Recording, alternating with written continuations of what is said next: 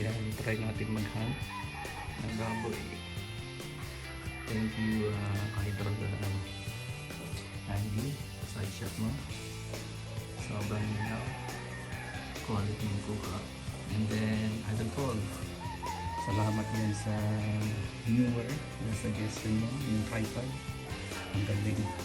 Very stable din siya. So, okay. So, nandun yung bait natin. Yan ang bait natin. Taas na sa dulo. Hopefully may pumunta. So, sige. Update ko kayo mamaya.